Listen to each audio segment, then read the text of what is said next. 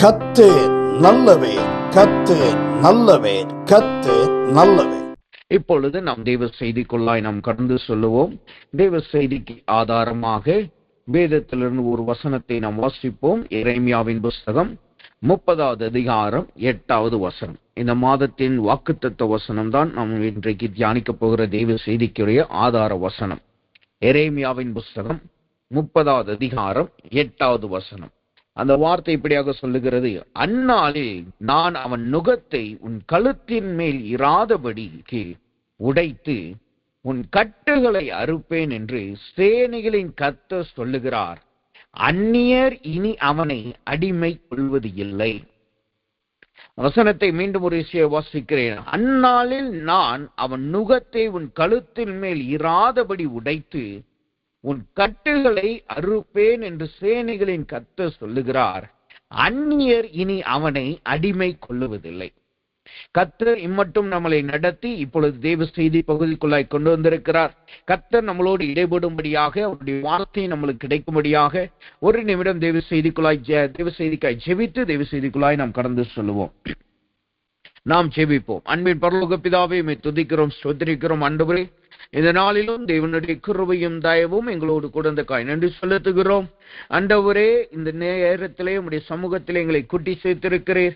இப்பொழுது உம்முடைய வார்த்தை எங்களிடத்திலே கிடைப்பதாக, சுய மாமிசம் எல்லாம் மறைக்கப்படுவதாக, உம்முடைய வார்த்தையை கேட்கிறது மாத்திரமல்ல, அதன்படி நடக்கும்படியாய் கர்த்தர் எங்களுக்கு பலன் கொடுப்பீராக. ஆண்டவரே, அதற்கு எங்களுடைய ஆவி, ஆத்துமா, சரீரம், சிந்தனை முழுவதும் கரத்தில் ஒப்படைக்கிறோம். நீரை பொறுப்படுத்திக் கொள்ளும், நீரை வழி நடத்தியுள்ளோம். எல்லா துதிகனமையில் உமக்கே செலுத்துகிறோம்.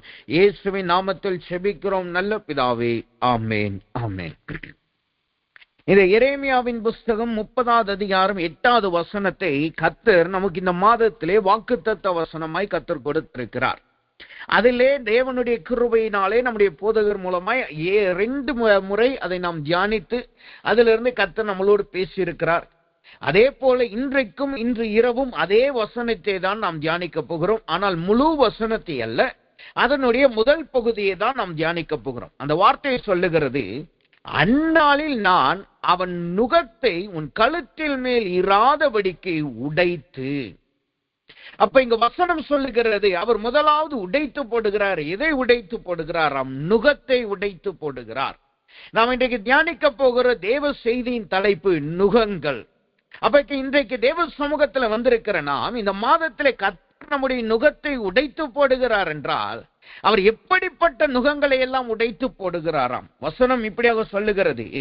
ஏசாயாவின் புஸ்தகம் 58வது அதிகாரம் 6வது வசனத்தை நீங்க படிச்சு பார்த்தீங்கன்னா அந்த வார்த்தை சொல்லுகிறது: அக்கிரமத்தின் கட்டுகளை அவிழ்க்கிறதும் நுகத்தடியின் பிணைகளை நெகிழ்கிறதும் நெருக்கப்படுகிறவர்களை விடுதலையாக்குகிறதும் சகல நுகத்தடிகளையும் உடைத்து போடுகிறதும். வசனம் சொல்லுது பாருங்க, சகல நுகத்தடிகளை உடைத்து போடும். அப்ப சகல என்று பார்த்தோம் என்றால் அது ஒன்றுக்கு அதிகமான நுகத்தடிகள். அப்ப நுகத்தடி என்பது ஒரே ஒரு காரியத்தை காண்பிப்பது அல்ல. நுகம் என்பது அது ஒரே ஒரு சம்பவத்திலே, ஒரு நிகழ்விலே நடக்கிற காரியம் அல்ல. அநேக நுகங்களை வேதம் நம்மளுக்கு சுட்டி காட்டுகிறதா இருக்கிறது. வேதம் சொல்லுகிறது, அவன் அழகான கழுத்திலே அவனுக்கு நான் உன் நுகத்தை வைப்பேன் என்று வேதம் சொல்லுகிறது.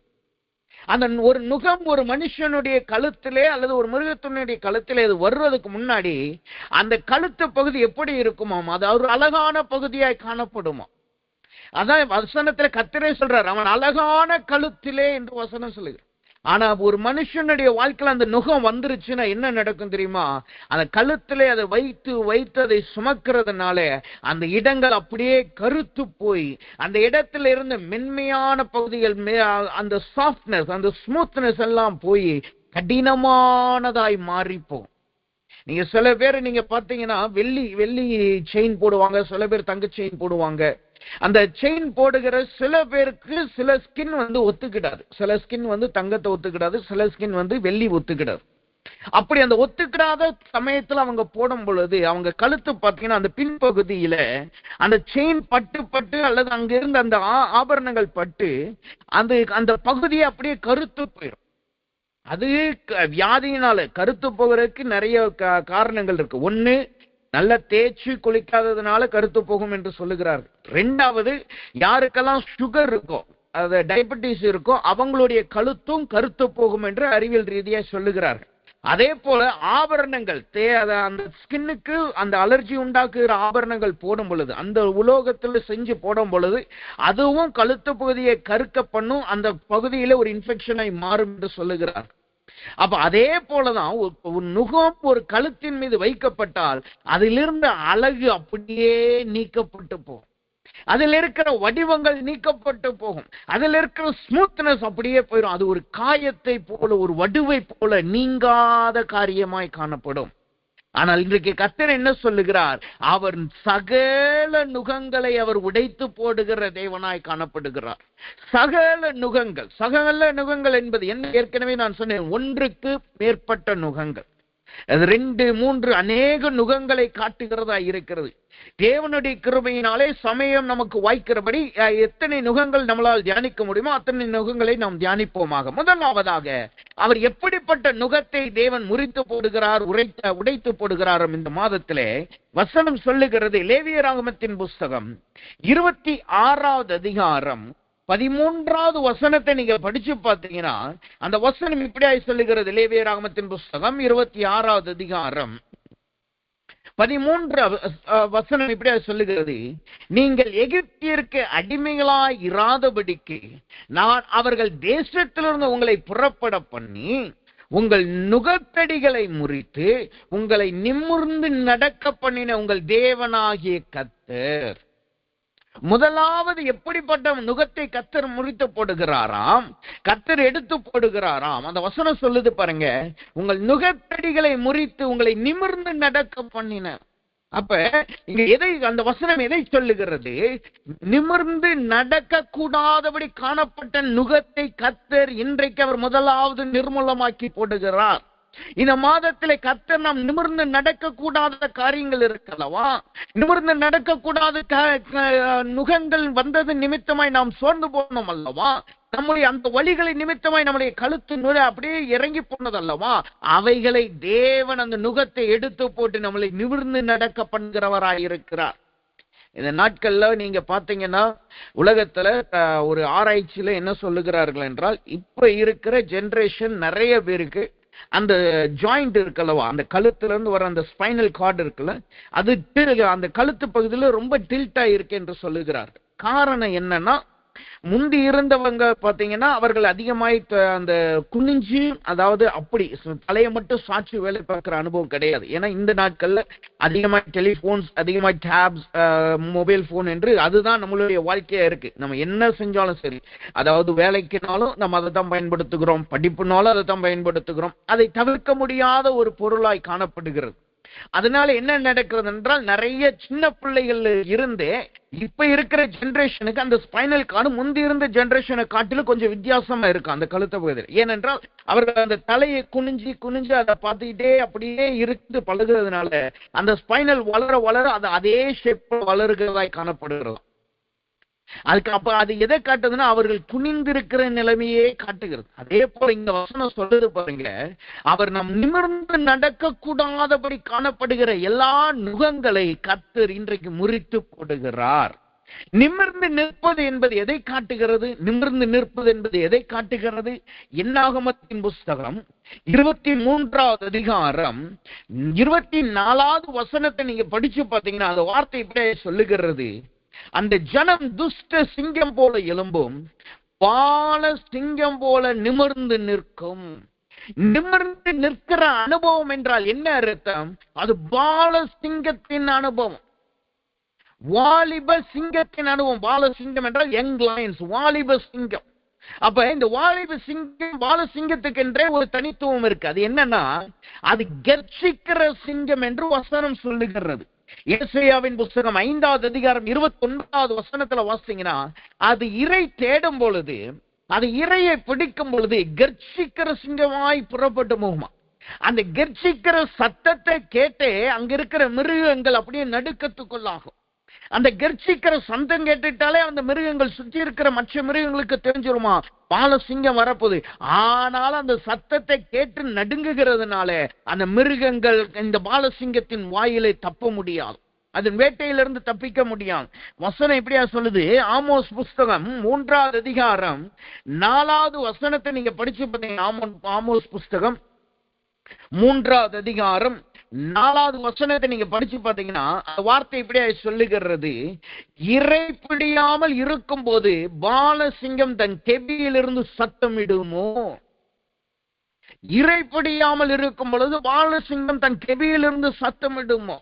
அப்ப யோசித்து பாருங்க, சிங்கம் புலி போன்ற மிருகங்கள் பதுங்கி இருந்ததா வேட்டையை பிடிக்கும், பதுங்கி இருந்துதான் மிருகங்களை பிடிக்கும். ஆனா இந்த பாலசிங்கம் எப்படி இருக்குமா, அது கர்ச்சிக்கிற சத்தத்திலேயே எதிராளிகளுடைய தன்னுடைய இறையினுடைய பாதி பலனை உருவி போடுமா.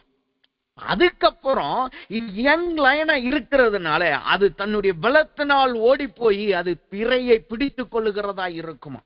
யோசித்து பாருங்க, அதனுடைய இறைச்சலின் சத்தமே சத்துருக்களை அல்லது இறையை பாதி குலைய பண்ணுகிறதா இருக்கிறது, பலனை இழந்து போக பண்ணுகிறதா இருக்கு. அப்படி இறைச்சலோடு கம்பீர சத்தத்தோடு நாம் இருக்க வேண்டிய நாம், நிற்க வேண்டிய நாம் இன்றைக்கு எப்படி காணப்படுகிறோமாம், நம்முடைய கழுத்திலே நுகங்கள் வைக்கப்பட்டிருக்கிறபடினால் எழுந்து நிற்க கூட முடியாதவர்களாய் நாம் காணப்படுகிறோம். எழுந்து நிற்க கூட முடியாதவர்களாய் நாம் காணப்படுகிறோம். நம்முடைய தலைகளை தூக்கி பார்க்க முடியல, நம்மளால் கர்ச்சிக்கிற சத்தத்தை போட முடியல. ஆனா நாம் எப்படி அழைக்கப்பட்டிருக்கிறோம், நிமிர்ந்து நின்று கர்ச்சிக்கிற சத்தத்தோடு நாம் இறை தேடுகிறவர்களாய், வேட்டையாடுகிறவர்களாய், ஜெயம் கொள்ளுகிறவர்களாய் காணப்படும்படி நாம் அழைக்கப்பட்டிருக்கிறோம். அப்ப நம்முடைய நிலைமை இன்றைக்கு எப்படி இருக்கு? உங்களால கர்ச்சித்து சத்தம் போட முடிகிறதா? ஜெய கம்பீரத்தின் சத்தம் உங்கள் வாயிலிருந்து புறப்படுகிறதா? நான் சகலத்தையும் ஜெயிப்பேன், கர்த்தர் என்னை விடுவிப்பார், கர்த்தர் என்னோடு இருக்கிறார், எல்லா சத்துருக்களை நான் ஜெயிப்பேன், வியாதியை மேற்கொள்ளுவேன், போராட்டத்தை மேற்கொள்ளுவேன் என்று சொல்லி கம்பீர சத்தம் நம்முடைய வாயிலிருந்து புறப்படுகிறதா? அல்லது புலம்பலின் சத்தம் நம்முடைய வாயிலிருந்து புலப்படுகிறதா? புலம்பலின் சத்தம் வந்துருச்சுன்னா அது எப்படி இருக்கும்னா முனுங்கள் மாதிரியே இருக்கும்.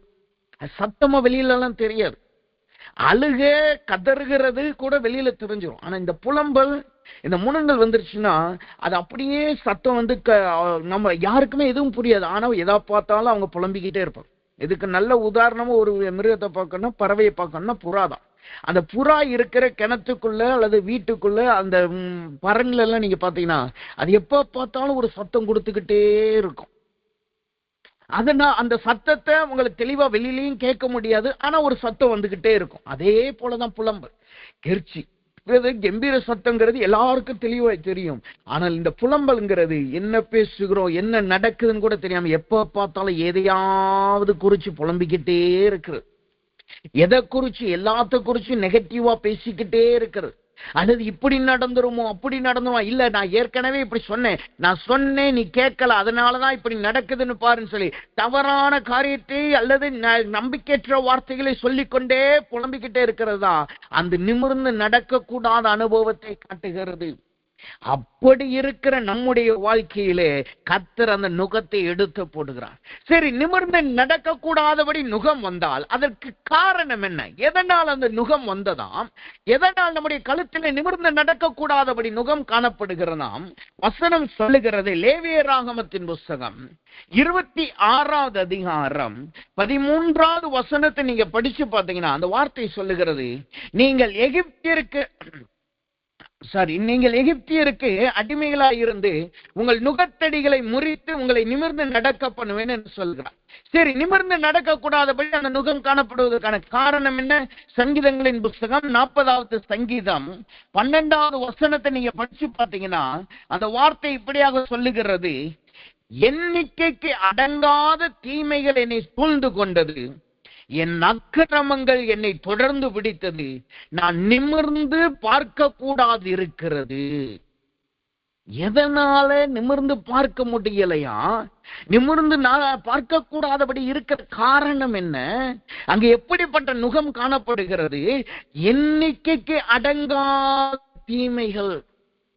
என்னை சூழ்ந்து கொண்டது, என் அக்கிரமம் என்னை தொடர்ந்து பிடித்தது. எண்ணிக்கைக்கு அடங்காத தீமை.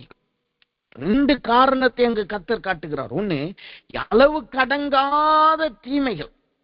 2வது, என் அக்கிரமங்கள் என்னை தொடர்ந்து பிடிக்கிறது. எண்ணிக்கடங்காத தீமைகள் என்றால் என்ன அர்த்தம்?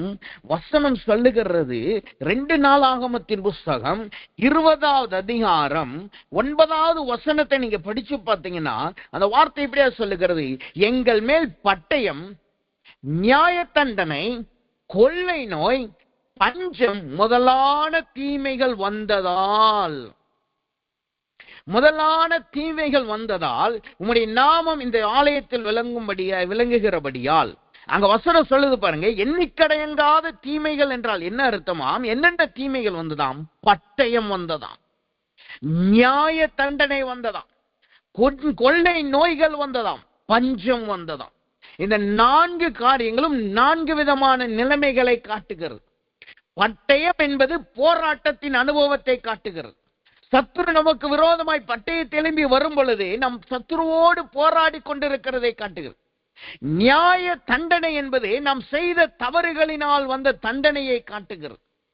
அதே போல் கொள்ளை நோய் என்பது நம்முடைய போராட்டத்தில் நாம் தோற்று போனதுனாலும் அங்கு நமக்கு வந்த நியாய தண்டனையினாலும் நம்முடைய சுற்றி இருக்கிற ஆசீர்வாதங்கள், நம்முடைய சரீரத்திலே காணப்பட்ட பலன்கள், நம்மளோடு இருந்த எல்லா சத்துவங்களை நாம் இழந்து போகிறோம் அல்லவா? அதுதான் கொள்ளை நோய் என்கிற அர்த்தத்தை காட்டுகிறது. 4வது என்ன இருக்காம்? பஞ்சம் வந்ததாம். பஞ்சம் என்பது எதை காட்டுது? நம்முடைய சரீரத்திலே நம்முடைய பலனெல்லாம் இழந்து போனோம் அல்லவா? நம்முடைய சரீரத்தில் வியாதி வந்து போராட்டத்து நிமித்தமாய் நம்முடைய சரீரம் களைத்து போய் எல்லா பலன் இழந்து போனதுனால அடுத்து என்ன நடக்கும்? நமக்கு தேவையான ஆகாரத்தை நம்மளால் சேர்த்து வைக்க முடியாத நிலைமை, நாம் பிரயாசப்பட்டு நம்முடைய பலனை நாம் பெற்றுக்கொள்ள முடியாத நிலைமை, நம்மளுடைய ஆசீர்வாதத்தை நாம் பெற்றுக்கொள்ள முடியாத நிலைமை. அதனாலே அங்க இருக்கிற சூழ்நிலை என்னவாய் மாறுமாம்? ஆகார குறைச்சல் ஏற்படுகிறது, ஆசீர்வாத குறைச்சல் ஏற்படுகிறது.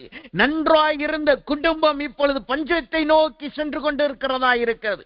நன்றாய் வாழ்ந்து கொண்டு திருப்தியாய் இருந்த வாழ்க்கை இப்பொழுது திக்கற்றோ வாழ்க்கையை நோக்கி ஓடிக்கொண்டிருக்கிறதா இருக்கிறது. எதனால? நம்ம வாழ்க்கையில வந்த கொள்ளை நோயினால, நம்முடைய வாழ்க்கையில வந்த பட்டயத்தினால. வசனம் சொல்லுது, இயேசுவை மரியாள் ஆலயத்திற்கு கொண்டு போன பொழுது அங்கிருந்த தீர்க்கதரிசி சொல்லுகிறான், உன்னை ஒரு பட்டயம் உருவி செல்லும், உன்னை ஒரு பட்டயம் உருவி செல்லும். அப்படின்னா என்ன அர்த்தம்? இயேசு சிலுவையில் மரிக்க போகிறார், பாடுபட போகிறார். அதை பார்க்கும் பொழுது உன் இருதயம் பட்டயத்தினால கட்டாகிறது போல இருக்கும். உன் இருதயம் பட்டயத்தினால வெட்டப்படுகிறது போல கடினமான சூழ்நிலை, வேதனைக்குள்ளான அனுபவம், போராடுகிற அனுபவத்திற்குள்ளாய் நீ கடந்து போவாய். யோசித்து பாருங்க. கர்த்தர் சொல்லிதான் அவளுக்கு பரிசுத்தாவியானவர் மூலமாக தான் அங்க இயேசுவானவர் குழந்தை பிறந்தது. கர்த்தர் சொல்லி கர்த்தர் தான் நடத்துகிறார், கர்த்தர் தான் வந்திருக்கிறார் என்று அவளுக்கு தெரியும், அந்த ஸ்திரீக்கு தெரியும், எல்லாம் தெரியும். அவர் மூலமா அநேக அற்புத அடையாளங்கள் நடக்குது, அநேக காரியங்கள் நடக்கிறது. அவங்க அந்த ஸ்திரீக்கு முன்பாகவே தண்ணீர் திராட்சரசமாய் மாறுகிறது. இவ்வளோ அற்புதங்கள் நடக்கும் பொழுது அவள் எவ்வளவு சந்தோஷமா இருந்திருப்பான், ஒரு தாயா எவ்வளவு சந்தோஷமா இருந்திருப்பான். ஆனா அதே மனிதனை, அதே சரீரத்தை சிலுவையிலே சுமக்கும் பொழுது, சிலுவையிலே ஆணியால் அறையும் பொழுது, கச்சையில் அதாவது சவுக்கினால் அவரை அடிக்கும் பொழுது அந்த மனம் எவ்வளவு வேதனைப்பட்டு இருந்திருக்கும், அந்த மனம் எவ்வளவு கஷ்டப்பட்டு இருந்திருக்கும். அதைத்தான் இங்கு பட்டயம் என்று வசனம் சொல்லுங்க. நாம் வாழ்கிற வாழ்க்கையில வருகிற போராட்டங்கள். இன்றைக்கு கர்த்தர் கேட்கிறார், உங்களுடைய வாழ்க்கையில இப்படிப்பட்ட தீமை காணப்படுகிறதா? ஒரு காலத்துல பட்டயத்தோடு போராடினீங்க, அந்த பட்டயத்துல தோற்று போனதுனால நியாய தண்டனை கிடைச்சிச்சு. அந்த நியாய தண்டனை கிடைச்சதுனால உங்கள் சரீரத்துல இருக்கிற சுகங்கள், சரீரத்தில் இருக்க பலன்கள், சரீரத்தில் இருக்க சத்துவத்தை நீங்க இழந்து போனீங்க. அதனால இன்றைக்கு நீங்க பஞ்சத்திலே காணப்படுகிற நிலைமையிலே காணப்படுகிறீர்களா? உங்களுக்கு என்னதான் நீங்க வேலை செஞ்சாலும், என்னதான் பிரயாசப்பட்டாலும், உங்கள் குடும்பம், உங்கள் வாழ்க்கை, உங்கள் தனிப்பட்ட ஜீவியம், உங்கள் பொருளாதாரம் பஞ்சத்தை நோக்கி போய் கொண்டிருக்கிறதா? இந்த பஞ்சம் என்பது பொருளாதாரத்துல மாத்திரம் இல்ல, ஆவிக்குரிய வாழ்க்கை. ஆவிக்குரிய பஞ்சம் எப்படி இருக்கு தெரியுமா? ஏற்ற வார்த்தை கிடைக்காத அனுபவம், அதுதான் ஆவிக்குரிய பஞ்சம். வசன பஞ்சம் என்று ஒரு பஞ்சம் வரப்போகிறது என்று வசனம் சொல்லுகிறது. அப்படின்னா என்ன அர்த்தம்? நம்மளுக்கு சுத்தி வசனங்கள் இருக்கும், ஆனா நம்மளுக்கு ஏற்ற ஆறுதலின் வார்த்தை வராது. உங்ககிட்ட பைபிள் இருக்கும், நீங்க மணிக்கணக்கா பைபிள் படிப்பீங்க, மணிக்கணக்கா வேதத்தை வாசிப்பீங்க, சாப்டரா வாசிப்பீங்க, ஆனா அதுல இருந்து எந்த வெளிப்பாடுமே வராது. அதுல இருந்து எந்த புதிய வார்த்தைகள் உங்களுக்கு கிடைக்காது. கடந்த நாட்கள்ல வேதத்தை வாசம் ஒரு அதிகாரத்தை தாண்டி போக முடியல. ஏன்னா புதிய புதிய ரெவலேஷன்ஸ், புதிய புதிய வெளிப்பாடுகள் வந்தது. அதை நோட் பண்றதுக்கே நமக்கு நேரம் இல்லை. ஒரு அதிகாரத்தை முழுசா முடிக்க முடியாது. அவ்வளவுக்கு கர்த்தர் வெளிப்பாட்டை கொடுத்தார். இன்றைக்கு கர்த்தரோடு இருக்கிற ஐக்கியம் குறைந்து போய் ஆவிக்குரிய அனுபவத்திலே பஞ்சம் வந்ததுனால என்ன நடக்குது? எவ்வளவுதான் வேதத்தை வாசித்தாலும், எவ்வளவுதான் மணிக்கணக்கான நேரத்தை செலவிட்டாலும் புதிய வெளிப்பாடுகள் வராத அனுபவம், புதிய தேவனுடைய ரகசியங்கள் வெளிப்படாத அனுபவம். ஏனோ தானோ என்று ஒரு புத்தகத்தை வாசிக்கிறத போல வாசிட்டு போயிடுறோம். அல்லது நம்முடைய ஆறுதலுக்காக எவ்வளவுதான் வசனத்தை தேர்ந்தாலும் அந்த வசனத்தின் வார்த்தை கிடைக்காத அனுபவம், இதுதான் ஆவிக்குரிய பஞ்சத்தை காட்டுகிறது. இன்றைக்கு இப்படிப்பட்ட பஞ்சத்திலே தீமைகள் பெருகின்ற நிலைமையிலே நீங்கள் காணப்படுகிறீர்களா? உங்கள் ஆவிக்குரிய ஜீவியத்திலும் சரீர ஜீவியத்திலும் நீங்கள் பஞ்சத்தில் இருக்கிறீர்களா? அதைத்தான் தேவன் இன்றைக்கு அப்படிப்பட்ட நுகத்தை தான் அவர் முறித்து போடுகிறார். அப்படிப்பட்ட நுகத்தை தான் தேவன் முதலாவது உங்கள் கழுத்திலிருந்து எடுத்து போடுகிறார். வசனம் சொல்லுங்க பாருங்க, உங்கள் முகத்தடியை முறித்து நிமிர்ந்து நடக்க பண்ணுவேன். எப்ப தேவனுடைய வசனம் நம்மளுக்கு கிடைக்கலையோ நம்மளால் தைரியமாய் நிமிர்ந்து நின்று சத்ருவுக்கு விரோதமாய் போராட முடியாது. நீங்க யோசித்து பாத்தீங்கன்னா, சீசர்களுக்கும் இயேசுக்கும் அநேக வித்தியாசத்துல ஒரு வித்தியாசம் என்னன்னா, இயேசு கிறிஸ்து வனாந்தரத்துல 40 நாள் சாப்பிடாம குடியாம இருந்தாலும் சத்துரு வந்தானா இயேசுவால அவனை மேற்கொள்ள முடிந்தது. அவர் எப்படி மேற்கொண்டார்? நான் தேவனுடைய குமாரன் என்று அப்படிலாம் இல்ல, அவருக்கு மனுஷனை போலவே இருந்து வசனத்தை மேற்கொண்டார். ஆனா அவர்களுடைய 3 வருஷம் பிரயாணப்படுகிற சீசர்களை நீங்க பாத்தீங்கன்னா, சின்ன சின்ன போராட்டம் வந்தாலே விழுந்து போயிருவாங்க, சின்ன சின்ன பிரச்சனை வந்தாலே விழுந்து போயிருவாங்க. ஒரு பிசாசு பிடிச்சவனை கொண்டு வந்து அவனுக்கு சுகமாக்கும்படி ஜெபிச்சா அங்க பிசாசு போறேன்னா சோர்ந்து போயிடுறது. கடல்ல அலை வந்துச்சுன்னா அவங்க மீன் பிடிக்கிறவங்க தான், அவங்க கடல்ல தான் அவங்க வாழ்க்கையே. ஆனா போராட்டம் வந்துச்சுன்னா அதை குறித்து பயந்து, ஆண்டவரே ஏன் தூங்குகிறீர், நாங்கள் சாக போகிறோம். அவங்களுக்கு தெரியும், அவங்களுக்கு ஏற்கனவே அனுபவம் இருக்கு. ஆனாலும் சின்ன போராட்டம் வந்தாலே அதுல அப்படியே விழுந்து போயிடுறது. ஆண்டவரே நாங்க சாக போகிறோம் என்று சொல்லி கர்த்தர் இடத்துல ஓடுகிறார்கள், அல்லது அதே இடத்துல மாட்டிக்கொண்டு பிரச்சனையிலே இருக்கிற அனுபவம். அடுத்து பாருங்க, இயேசுவோட 3 வருஷம் இருந்தாங்க. அது மாத்திரமல்ல, இயேசு அவர்களுக்கு ஊதி 2 பேரை அனுப்பி பிசாசுகளை துரத்தினார்கள், வியாதியஸ்தர்களை சுகமாக்கினாங்க, அவ்வளவு அற்புதம் செஞ்சாங்க. ஆனா இயேசு அடிக்கப்படும் பொழுது ஒருவன் அவரை குறித்து சத்தியம் பண்ணி மறுதலிக்கிறான். ஒரு சீசன் என்ன செய்கிறான்? அவரை விற்று போட்டுகிறான். மற்ற சீசர்கள் எங்க இருக்காங்கன்னே தெரியல, தெரிச்சு போயிட்டாங்க. எங்க இருக்காங்கன்னே தெரியல, எல்லாரும் ஒரு பக்கம் ஓடி போயிட்டாங்க. அதுக்கப்புறம் என்ன நடக்குது? அறையில பூட்டி கொண்டு பயந்து போய் காணப்பட்டார். வசனம் சொல்லுது, அவர் சொன்னதை அவர்கள் நினைவு கூறாதபடி உணராதவர்களாய் இருந்தார்கள். எப்ப கல்லறையிலிருந்து அவர் எடுக்கப்பட்டு 3ஆம் நாள் உயிர் தெழுந்த பிறகும் அவர் குறித்து அவர்கள் நினைவு கூறனர். காரணம் என்ன? அந்த வெளிப்பாடு அவர்களுக்குள் இல்லாததுனாலதான். ஆனா அதே கூட்டத்தை நீங்க அப்போஸ்தலர் 2வது அதிகாரத்துக்கு அப்புறம் பாத்தீங்கன்னா, கர்த்தருக்காக ரத்தம் சிந்துகிறவர்களாய் காணப்பட்டார். கர்த்தருக்காக தலையிலாய் அடிக்கும்படி ஒப்பு கொடுக்கப்பட்டவர்களாய் இருந்தார்கள். கர்த்தருக்காய் தங்கள் தலைகளை வெட்டுவதற்கும் ஒப்பு கொடுக்கப்பட்டவர்களாய் இருந்தார்கள். அவங்க ஆசீர்வாதத்திற்காய் தேவனை பின்பற்றல. எவ்வளவு பெரிய பாடு வந்தாலும், எவ்வளவு பெரிய ரத்தம் சிந்துதல் வந்தாலும், தங்கள் குடும்பங்களை இழந்து போனாலும், தங்கள் காரியங்களை இழந்து போனாலும் அவர்கள் அதிலே அந்த கர்த்தரை விட்டு விலகாதவர்களாய் உறுதியாய் காணப்பட்டார்கள். இன்றைக்கு நம்முடைய நிலைமை இன்றைக்கு எப்படி இருக்கு? நம் பழைய வாழ்க்கையின் சீசர்களை போல காணப்படுகிறோமா, அல்லது அப்போஸ்தலர் 2வது அதிகாரத்துக்கு அப்புறம் இருக்கிற சீசர்களை போல காணப்படுகிறோமா? அப்போஸ்தலர் 2வது அதிகாரத்துக்கு முன்னாடி இயேசுவினுடைய நன்மைக்காய் அவரை பின்பற்றினவர்கள். ஆனால் அப்போஸ்தலர் 2வது அதிகாரத்துக்கு அப்புறம் சீசர்கள் இயேசுவை பின்பற்றினா அவருக்காய் வாழும்படி பின்பற்றினவர்கள். நம்முடைய வாழ்க்கை எப்படி இருக்கு? நம் பஞ்சத்திலே காணப்படுகிறோமா, செழிப்பிலே காணப்படுகிறோமா? வேதத்தை வாசிக்கும் பொழுது புதிய வெளிப்பாடு வருகிறதா? புதிய தரிசனங்கள் நம்மளுக்கு கொடுக்கப்பட்டிருக்கா? அல்லது 10 வருஷத்துக்கு முன்னாடி கிடைச்ச தரிசனத்திலேயே இன்னைக்கு ஓட்டிக்கிட்டு இருக்கலாம். 10 வருஷத்துக்கு முன்னாடி கிடைச்ச வெளிப்பாட்டை வச்சுக்கிட்டு கர்த்தர் இப்படிதான் இருப்பார், கர்த்தர் இப்படிதான் நடத்துவார் என்று ஓடிக்கொண்டு இருக்கிறீர்களா? எதற்காய் நான் இதை மீண்டும் சொல்லுகிறேன், மீண்டும் மீண்டும் சொல்லுகிறேன் என்றால், இதிலே நம்ம ரொம்ப ஜாக்கிரதையா இருக்கணும், ரொம்ப ஜாக்கிரதையா இருக்கணும். இந்த ஆவிக்குரிய பஞ்சம் வந்துருச்சுன்னா என்ன நடக்கும் தெரியுமா? சதுசேயர்களிடத்திலையும் பரிசேயர்களிடத்திலையும் இந்த ஆவிக்குரிய பஞ்சம் இருந்துச்சு.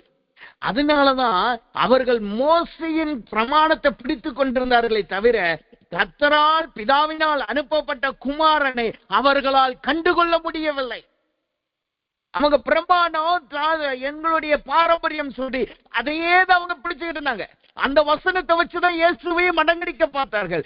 ஆனால் இயேசு சொல்லுகிறார், நான் தான் தேவகுமாரன், நானும் தேவனும் ஒன்றாய் இருக்கிறேன். நான் சொன்னாலும் நீங்க நம்ப மாட்டீங்க. அப்படி சொல்லியும் அவர்கள் கண்கள் திறக்கப்படவில்லை. காரணம் என்ன? அவர்கள் ஆவிக்குரிய பஞ்சத்தில் இருந்தார்கள்.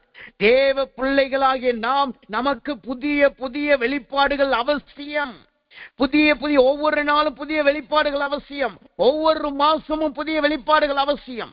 நீங்க வேதத்துல பாத்தீங்கன்னா ஆதியாமத்துல கர்த்தர் சொன்னது நடத்தி வந்த பாதைக்கும் வெளிப்படுத்தல கர்த்தர் நடத்துகிற பாதைக்கும் ஏக வித்தியாசம் இருக்கும். ஆதியாமத்திலிருந்து வேறு விதத்தில் அப்படியே நடத்திட்டு வருவார். மோசையின் காலத்துல பாத்தீங்கன்னா அவர் சில வரைமுறைகளை கொடுக்கிறார். அதுக்கப்புறம் அந்த மோசையின் காலங்கள் முடிய போற சமயத்துல இன்னொரு புதிய வரைமுறைகளை கொடுக்கிறார். அதுக்கப்புறம் மல்கியாவின் நாட்கள்ல புதிய வரைமுறையை கொடுக்கிறார். இயேசுவின் நாட்கள்ல இயேசு குமாரனாய் அதாவது மனுஷ குலத்துல வரும் பொழுது அங்கு ஒரு புதிய காரியத்தை கொடுக்கிறார். அப்ப புதிய அந்தந்த நாட்களுக்கு ஏற்ற வெளிப்பாடை கர்த்தர் கொடுத்து கொண்டிருக்கிறார். அப்ப அப்படிப்பட்ட வெளிப்பாடை உடையவர்களாய் நாம் காணப்படணும். அப்படிப்பட்ட வெளிப்பாடு இன்னைக்கு நமக்கு இல்லைன்னா நாம் பஞ்சத்திலே காணப்படுகிறோம் என்பதை நிதானித்து அறிந்து கொள்ள வேண்டியது அவசியமா இருக்கு. அப்படிப்பட்ட வெளிப்பாடு நம்ம வாழ்க்கையில இல்லைன்னா நாம் இன்றைக்கு நம்முடைய கழுத்திலே நுகம் இருக்கிறது. நீங்க யோசிக்கலாம், நான் ஜெபிக்கிறேனே, நான் வேதத்தை வாசிக்கிறேனே, நான் மணிக்கணக்கா கர்த்தர்ட்ட காத்திருக்கிறேனே, ஆனாலும் ஏன் என் வாழ்க்கையில எப்படி நுகம் இருக்க முடியும்? நமக்கு தெரிஞ்ச பகுதி, ஒரு ஸ்திரீ 18 வருடம் அவள் கூனியா இருந்தாள். நிமிர்ந்து நடக்கும்ல. ஆனா அவ வந்தது எந்த இடம்? அந்த ஸ்திரீ வந்த இடம் தேவனுடைய ஆலயம், அதாவது ஜெப வீட்டுக்கு வந்தாள். அவன் ஜெப வீட்டுக்கு வருகிற வழக்கம் இருந்தது. ஜெப ஆலய தலைவனிடத்துல ஜெபிக்கிற வழக்கம் இருந்தது. கர்த்தர் வார்த்தையை வசனத்தை வாசி கேட்கிற வழக்கம் இருந்தது. ஆனாலும் 18 வருஷம் அவள் சத்துருவினால் கூனியாக்கப்பட்டவளாய் இருந்தாள்.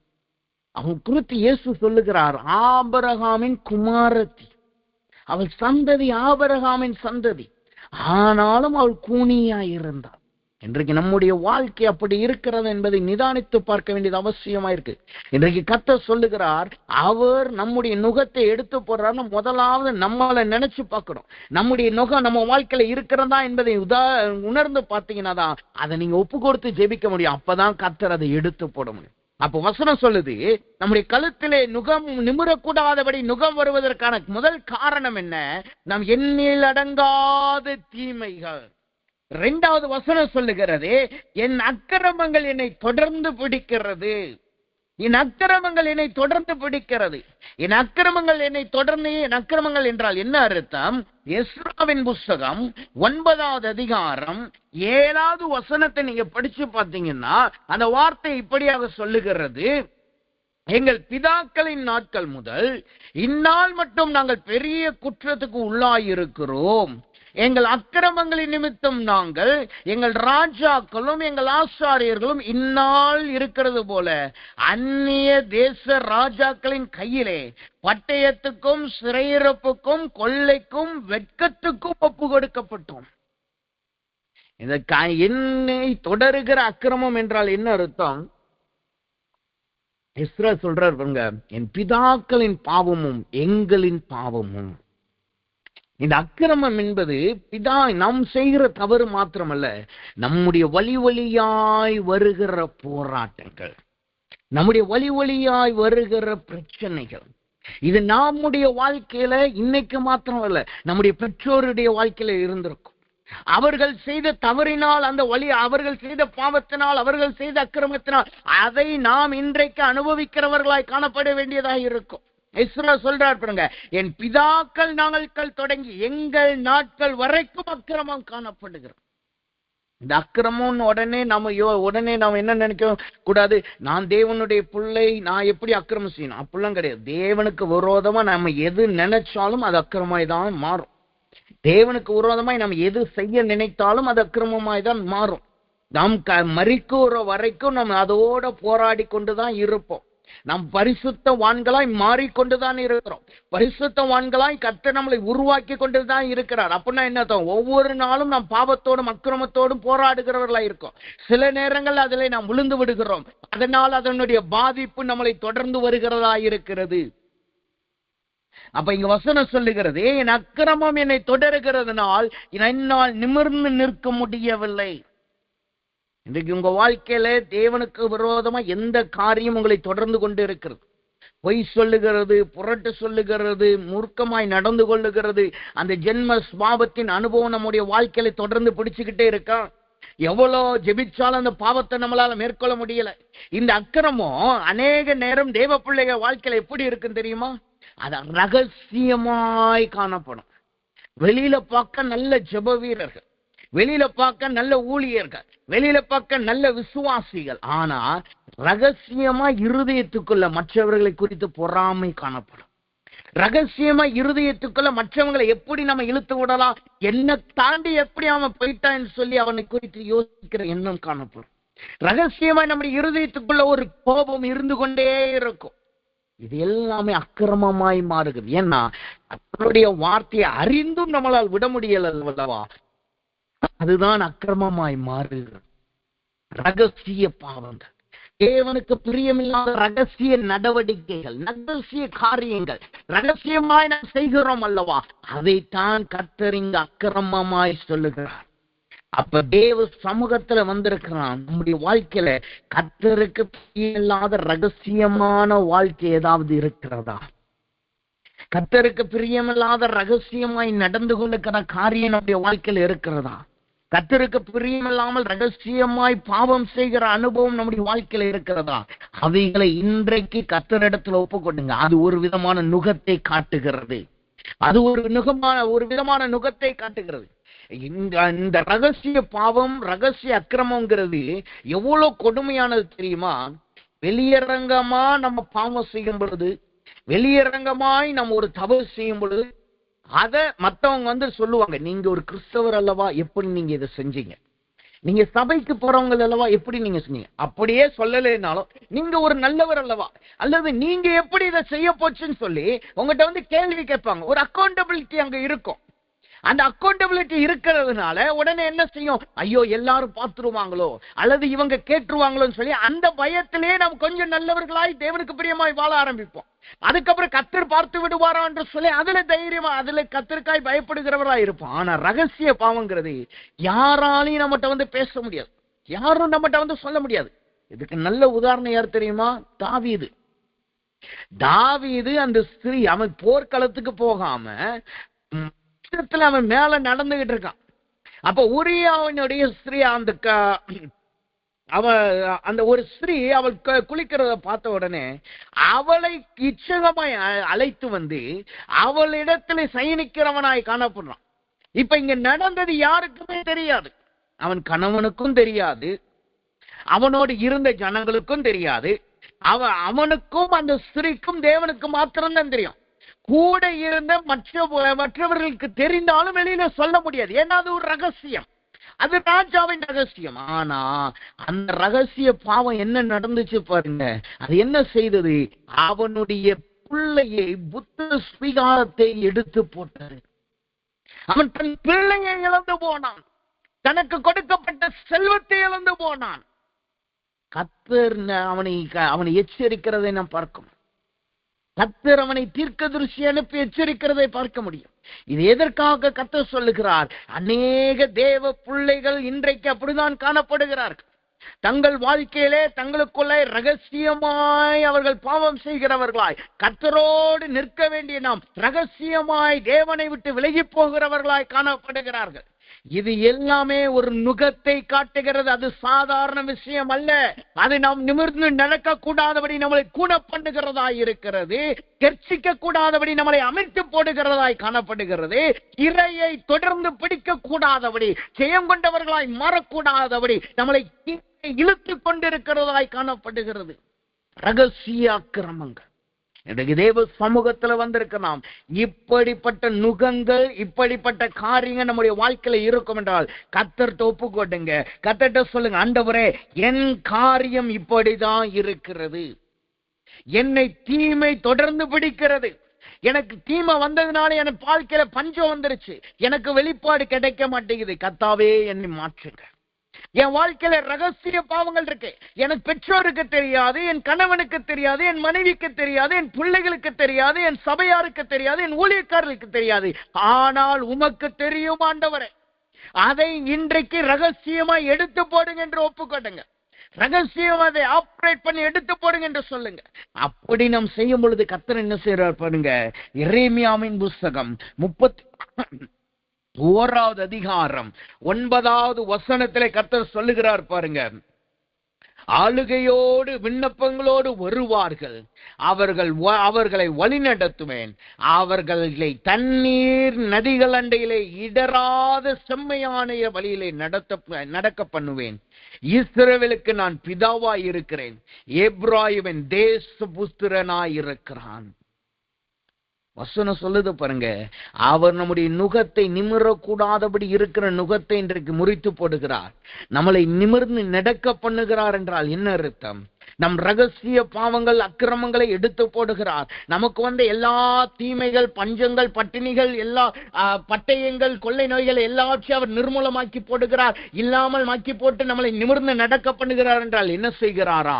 வசனம் சொல்லுது, என்னிடத்துல அழுகையோடு விண்ணப்பத்தோடு வாங்க, அவர்களை நான் நடத்துவேன், உங்களை நான் நடத்துவேன், உங்களை தண்ணீர் உள்ள நதிகள் அண்டியிலே இடராத செம்மையான வழியிலே நடக்க பண்ணுவேன். இஸ்ரவேலின் பிதாக்கு நான் பிதாவாய் இருப்பேன், அவன் என் சேஷ்டபுத்திரனாயிருப்பான். இன்றைக்கு கர்த்தர் உங்களை சொல்லுகிறார், இதுவரைக்கும் நீங்க நுகத்துல இருந்தீங்க, நீங்க நிமிர்ந்து நடக்க முடியாம இருந்தீங்க, கர்ச்சிக்க முடியாதவர்களாய் காணப்பட்டீங்க. ஆனா கர்த்தர் இன்றைக்கு உங்களை வழி நடத்த போகிறார். எப்படி நடத்த போகிறார்? ஒரு தகப்பன் தன் பிள்ளையை நடத்துகிறதை போல நடத்த போகிறார். உங்களை வழி நடத்துகிற தேவனே உங்களோடு கூட இருக்க அவர் இங்கு உங்களை நடத்த போகிறாராம். தண்ணீருள்ள நதிகள் அண்டைக்கு இடராத செம்மையான வழியிலே நடக்க பண்ணுவேன். இந்த தண்ணீர் என்பது எதை காட்டுகிறது? தேவனுடைய ஜீவ நதியை காட்டுகிறது. தேவனுடைய ஜீவ நதியை காட்டுகிறது. அப்ப தேவன் நம்மளை ஜீவனுள்ளோராய் நம்மளை மாற்ற போகிறார். எப்படி நடத்துகிறாரா? வசன தெளிவாய் சொல்லுது பாருங்க, இடராதபடி. அது இன்னொரு வார்த்தையில சொன்னா, ஆலோசனை கொடுத்து நடத்துவார். நம் வழி மாறும் பொழுது இது வழி அல்ல, இப்படி போ என்று உங்களுக்கு கர்த்தர் கற்றுக் கொடுப்பார். நீங்க வழி தடவரும் பொழுது கர்த்தர் உங்களை சின்ன சிச்சையினால் உங்களை நடத்துவார். அப்ப இங்க வசனம் சொல்லுது, அவரே நம்மளை வழி நடத்துகிற மேய்ப்பனாயும், அது மாத்திரமல்ல, அவர் நம்முடைய தகப்பனாய், நம்முடைய பிதாவாய் மாறுகிறார். இது எவ்வளோ பெரிய விசேஷம் பாருங்க. அவர் நம்முடைய நுகத்தை எடுத்து போட்டு, நம்முடைய கழுத்தில் இருக்கிற நிமிரக்கூடாத நுகத்தை எடுத்து போட்டு நம்மளை நிமிர்ந்து நிற்க பண்ணுகிறது மாத்திரமல்ல, அவர் நம்மளை மேய்க்கிற மேய்ப்பனாய் மாறுகிறார். தண்ணீரண்டையிலே கொண்டு போய் விடுகிறார். அது மாத்திரமல்ல, அவர் நம்முடைய பிதாவாய் காணப்படுகிறார். நாம் அவருடைய விசேஷ புத்திரர்களாய் மாறுகிறோம். சேஷ்ட புத்திரர்கள் என்றால் என்ன அர்த்தம்னா, அவருடைய முதல் குமாரன். அவருடைய முதல் குமாரன். முதல் குமாரன் என்றால் தகப்பனுக்கு அடுத்த நிலைமை. தகப்பன் நடக்காத காரியம், செய்யாத காரியத்துல அவர் தான் முன்னாடி நின்று அந்த குடும்பத்து காரியத்தை பார்த்துக்கணும். அப்ப அவ்வளோ பெரிய அதிகாரத்தை, அவ்வளோ பெரிய அங்கீகாரத்தை கர்த்தர் நம்மளுக்கு கொடுக்கிறார். இளைய குமாரன் திரும்பி வந்த உடனே மூத்த குமாரனுக்கு சின்ன கோபம் வந்துருச்சு. ஆனா தகப்பன் அந்த மூத்த குமாரன் என்ன சொல்றான்னா, எனக்குரியவைகள் எல்லாமே உன்னுடையவைகளே, இளைய குமாரனுக்கு சின்ன போர்ஷன் தான், அவன் திரும்ப வந்துட்டான், ஒரு பண்டிகை அவ்வளவுதான், ஒரு ஆனந்தம் அவ்வளவுதான். ஆனா எனக்குரிய எல்லாமே உனக்குரியதல்லவா? அதுதான் சேஷ்டபுத்திரன் முதல் குமாரனை காட்டுகிறது. அப்ப எங்கிருந்த அடிமைகளாய் இருந்த நம்மளை, நிமிரக்கூடாமதபடி இருந்த நம்மளை இன்றைக்கு கர்த்தர் நிமிர்ந்து நிற்க பண்ணுகிறது மாத்திரமல்ல, எல்லாருக்கும் மேலே நம்மளை அதிகாரியாய் மாற்றுகிறார், அவருடைய சேஷ்டபுத்திரர்களாய் நம்மளை மாற்றுகிறார். ஆனா இங்கு ஒரு செக்கை கர்த்தர் வைக்கிறார். அதற்கு நாம் என்ன செய்ய வேண்டுமா? வசனம், அதே வசனம் சொல்லுங்க, அழுகையோடும் விண்ணப்பத்தோடும் வாருங்கள். அழுகையோடும் விண்ணப்பத்தோடும் வாங்க. உங்க பாவத்துக்கு விரோதமா நீங்க அழுது ஒப்பு கொடுங்க. பாவத்துக்கு விரோதமாய் அழுது ஒப்பு கொடுங்க. வசனம் சொல்லுது, பாவத்துக்கு ரத்தம் சிந்தும் அளவும் நீ பாவத்துக்கு விரோதமாய் நிற்கவில்லையே, நீ போராடவில்லையே. நம்முடைய ரத்தம் சிந்தது எப்படி இருக்கணும்? அழுகையின் ரத்தம் சிந்துதலாய் இருக்கணும். அழுது கர்த்தர்ட்ட ஒப்பு கொண்டுங்க, ஆண்டவரே இது ரகசிய அக்கிரமம், என் பிதாக்களினால் வந்தது, என் பெற்றோரினால் வந்தது, என் சந்ததியில வந்த பாவங்கள் அல்லது என்னுடைய ரகசிய அக்கிரமங்கள் இன்றைக்கு எடுத்து போடுங்க, எனக்கு வருகிற எல்லா தீமைகளை எடுத்து போடுங்க என்று சொல்லி அழுது கர்த்தர்ட்ட ஒப்பு கொண்டுங்க. அழுது தேவ சமூகத்தில் விழுந்துகிட்டங்க, திராஸ்திராங்கமாய் கர்த்தர் பாதத்தில் விழுங்க. கர்த்தர் உங்களை தூக்குவார், உங்களை நடத்துவார், தண்ணீர் அண்டைக்கு செம்மையான வழியில உங்களை நடத்துவார். அது மாத்திரமல்ல, நீங்கள் தேவனுடைய மூத்த குமாரர்களாய் குமாரத்திகளாய் நீங்கள் மாறுவீர்கள். அப்ப அவர் நிமிர்ந்து நிற்கும்படி முதலாவது உங்களுடைய நுகத்தை, நிமிரக்கூடாத நுகத்தை அவர் முறித்து போடுகிற தேவனாய் காணப்படுகிறார். இரண்டாவதாக எப்படிப்பட்ட நுகத்தை கர்த்தர் முறித்து போடுகிறாராம்? வசனம் சொல்லுகிறது, நாகும் புஸ்தகம் 1வது அதிகாரம் 13வது வசனத்தை நீங்க வாசித்து பார்த்தீங்கன்னா அந்த வார்த்தை இப்படியா சொல்லுகிறது, இப்போதும் நான் உன் மேல் இருக்கிற நுகத்தை முறித்து உன் கட்டுகளை அறுப்பேன். அந்த வசனம் இப்படி சொல்லுகிறது, நான் உன் மேல் இருக்கிற அவன் நுகத்தை முறித்து உன் கட்டுகளை அறுப்பேன். இந்த வசனம் சொல்லுகிறது அவன் நுகத்தை முறித்து. இரண்டாவது, யாருடைய நுகத்தை கர்த்தர் நம்மளுக்கு முறிக்கிறாராம்? வசனம் சொல்லுது, எப்படிப்பட்ட நுகத்தை கர்த்தர் முறித்து போடுகிறாராம்? அவன் நுகத்தை. இங்கு யாரை குறித்து சொல்லுகிறது? யாரினால் அந்த நுகம் வந்ததாம்?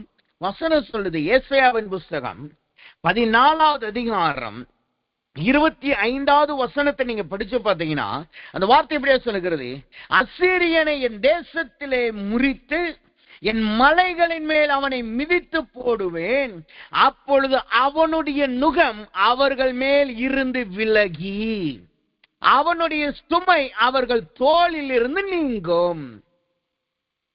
யாருடைய நுகத்தை இரண்டாவது கர்த்தர் முறித்து போடுகிறார்? எப்படிப்பட்ட நுகத்தை கர்த்தர் முறித்து போடுகிறாராம்? அசீரியனின் நுகத்தை கர்த்தர் முறித்து போடுகிறார். அசீரியனின் நுகத்தை கர்த்தர் முறித்து போடுகிறார். இங்க அசீரியனின் நுகம் எப்படிப்பட்ட நுகம்? நீங்க வேதத்துல பாத்தீங்கன்னா அசீரியனை குறித்து அதிகமாய் சொல்லப்பட்டிருக்கிறது நம்மளால பார்க்க முடியும். முதல் கூட்டத்தார் நீங்க பாத்தீங்கன்னா எகிப்தியர். எகிப்தியருக்கு அப்புறம் வந்தது பாத்தீங்கன்னா மீதியானியர்கள், பெலிஸ்தியர்கள் அப்படின்னு சொல்லி அந்த ஜனங்கள் வந்து. அதுக்கப்புறம் வந்த கூட்டம் யாருன்னு பாத்தீங்கன்னா கொஞ்ச நாளுக்கு அப்புறம் வந்த கூட்டம் தான் அசீரியர்கள். இந்த அசீரியர்களுடைய நுகம் எப்படி இருந்துச்சு தெரியுமா? அது அநேக விதமான நுகங்கள் இருக்கு. ஆனா இன்றைக்கு கர்த்தர் கொடுத்த ஒரு வார்த்தையை குறித்து அந்த விதமான நுகத்தை மாத்திரம் நம்ம பார்ப்போம். வசனம் சொல்லுது, இந்த அசீரியனுடைய நுகம் எப்படிப்பட்ட நுகமா இருந்துச்சா? 2 நாளாகமத்தின் புஸ்தகம் 32வது அதிகாரம், 2 நாளாகமத்தின் புஸ்தகம் 32வது அதிகாரம் 1 இருந்து 21 வரைக்கும் நீங்க வாசித்து பார்த்தீங்கன்னா அங்க அசீரியனுடைய நுகத்தை நீங்க பார்க்க முடியும். வசனம் சொல்லுகிறது, 2வது வசனம் சொல்லுகிறது, சனகெரியா வந்து எருசலேமின் மேல் யுத்தம் பண்ண நோக்கம் கொண்டிருப்பதை எசேக்கியா கண்டபோது, இங்க அசீரிய ராஜாவாகிய சனகெரியா வருகிறான். அவனுடைய நோக்கம் என்ன? அவனுடைய நுகம் என்ன? அடுத்த வார்த்தை சொல்லுது பாருங்க. அவன் வந்து முதல் வசனம் சொல்லுகிறது 32 முதல்ல சொல்லுது பாருங்க, அரணான பட்டணங்களுக்கு எதிராய் பாளையம் இறங்கி அவைகளை தன் வாசமாக்கி கொள்ளும்படி நினைத்தான். அரணான பட்டணத்தை பிடிப்பதுதான் இந்த அந்த அசிரியர் ராஜாவினுடைய சனகிரிப்பாவினுடைய நோக்கம். இந்த அசிரியனின் நுகம் என்பது என்ன? அந்த நுகம் வந்தால் என்ன செய்யுமா? நம்மளுடைய அரணான பட்டணங்களை அது உடைத்து போடுகிறதாய் காணப்படுகிறது. அரணான பட்டணங்களை அது எடுத்து போடுகிறதாய், அது நிர்மூலமாக்கி போடுகிறதாய் காட்டுகிறது. அரணான பட்டணம்னா சிம்பிளா நீங்க புரிஞ்சுக்கணும். ஒரு பட்டணம் இருக்கும், அதை சுத்த ஒரு பெரிய கோட்டை இருக்கும். இந்த கோட்டை அதுக்குள்ள, அந்த கோட்டைக்குள்ள நுழையிறதுக்கு ஒரே ஒரு பெரிய கதவு இருக்கும். அதுக்கப்புறம் ஒரு ரகசிய பாதை இருக்கும், அது எல்லாருக்கும் தெரியாது. ஆனா மெயினான டோர்னு பாத்தீங்கன்னா ஒரே ஒரு டோர் இருக்கும். அந்த கோட்டையை சுத்திலும் தண்ணி ஓடும். இந்த கோட்டைக்குள்ள நீங்க நுழையணும்னா, இந்த கோட்டைக்கும் நிலத்துக்கும் இடையில இருக்கிற பெரிய தண்ணி ஓடுகிறது பாத்தீங்களா, அதுக்கு இடையில ஒரு பெரிய பிரிட்ஜ் இருக்கும். இந்த பிரிட்ஜை கடந்துதான் நீங்க அந்த கோட்டைக்குள்ள வரணும். சில இடங்கள்ல தண்ணி இருக்காது, ஆனா கோட்டை பாத்தீங்கன்னா வலுவா இருக்கும். கோட்டையின் கதவுகள் பாத்தீங்கன்னா ரொம்ப பெருசா இருக்கும். அது எத்தனையோ பேர் சேர்ந்துதான் மூடவே முடியும். அந்த கோட்டையை தாண்டி, அந்த கதவை தாண்டி யாருமே உள்ள நுழைய முடியாது. ஏனென்றால் ஒன்னு கோட்டை கற்களால் கட்டப்பட்டு ஸ்ட்ராங்கா இருக்கும். நீங்க எரிகோவினுடைய கோட்டை நீங்க படிச்சு பாத்தீங்கன்னா, வரலாற்றுல படிச்சு பாத்தீங்கன்னா, அந்த எரிகோவின் கோட்டை எப்படி இருந்துச்சு என்றால், அதுல ஒரு ரதமே ஓடலாமா, ஒரு ரதம் ஓடலாமா. அதாவது 2 குதிரைகள் பூட்டின ஒரு ரதம், ஒரு சேரியட் இருக்கல்லவா, வாங்கின இருக்கல்லவா, அந்த சேரியட்டே அந்த கோட்டை மேல ஓட முடியும். கோட்டைக்குள்ள இல்ல, கோட்டைக்கு மேல இருக்க அந்த மதில் சுவர்ல ஓட முடியுமா. அவ்வளோ அகலத்துல இருந்துதான். இப்படிதான் அரணான பட்டணம் இருக்கும். எப்படின்னா அது சுற்றிலுமே அந்த கோட்டையவே ஈஸியா உங்களால உடைக்க முடியாது, கதவுகளை உடைக்க முடியாது. ஒன்னு கற்கள்னால் கட்டப்பட்டிருக்கும். 2வது காரணம் என்னன்னா, கோட்டைக்கு மேல வில் வீரர்கள் இருப்பார்கள், வீரர்கள் இருப்பாங்க. யாராவது தேவையில்லாதவர்கள், அங்கீகரிக்கப்படாதவர்கள் கோட்டைக்கு பக்கத்துல வந்துட்டா கீழே இருக்கவங்கள சண்டை போட மாட்டாங்க. மேல இருக்கிற வில் வீரர்கள் அங்கிருந்து வில் அனுப்பியே கொன்றுவாங்க. அப்ப கோட்டையின் கதவுல பக்கத்துல வர முடியாது, கோட்டைக்கு மேலே ஏற முடியாது. ஏன்னா அங்கிருந்து சுற்றிலும் வில் வீரர்கள் இருப்பார். இப்படிப்பட்ட அரணான பாதுகாக்கப்பட்ட நகரத்தை பிடிக்கிறது தான் இந்த அசீரியாவின் நுகத்தை காட்டுகிறது. இந்த சனகரிப்பாவினுடைய நுகத்தை காட்டுகிறது. இந்த நுகம் வந்துச்சுன்னா என்ன செய்யும் தெரியுமா? நமக்குள்ளாக இருந்த பாதுகாக்கப்பட்ட பட்டணமாகிய நம்முடைய ஜீவியம் நிர்மூலமாக்கப்பட்டு போயிரும். அது முதலாவது நம்முடைய பாதுகாப்பை சுற்றிலும் நிர்மூலமாக்குகிறதா இருக்கும். இந்த சனகரிப்பா இந்த அரணான பட்டணத்தை எப்படி பிடிக்க பார்க்கிறான் பாருங்க. அங்க வசனம் சொல்லுது, 4 விதத்துக்கு கிரியை செய்யலாம். என்னென்ன விதங்களா? அந்த ஒரே அதிகாரத்துல அந்த எல்லாமே நடந்திருக்கு. ஜெயம் முதற்கொண்டு அதே அதிகாரத்துல போட்டிருக்கிறது. 1 to 21 வரைக்கும் வாசித்து பாத்தீங்கன்னா, முதலாவது அவன் என்ன செய்யறான் பாருங்க. 10வது வசனம் சொல்லுகிறது, அதே 32:10 சொல்லுகிறது பாருங்க. அசீரிய ராஜாவாகிய சனகரிப்பா சொல்லுகிறது என்னவென்றால், முற்றுகை போடப்பட்ட எருசலேமிலே நீங்கள் இருக்கும்படி நீங்கள் எதின் மேல் நம்பிக்கையாயிருக்கிறீர்கள். இந்த சனகரிப்ப ராஜா அந்த பாளையம் இறங்குகிறான், அங்க தங்குகிறான். இப்ப கோட்டையோட யுத்தம் பண்ணணும். அவன் போர் வீரர்களை அனுப்பி யுத்தத்துக்கெல்லாம் டைரக்டா வரல. அவன் என்ன செய்யறான் பாருங்க. வசனம் சொல்லுது, அவர்கள் முற்றுகையிட்டு அவனுடைய சேனையின் ஜனங்களை முற்றுகையிட்டு அவன் ஜனங்களிடத்துல போய் பேசும்படி ஆள்கள் அனுப்புறான்.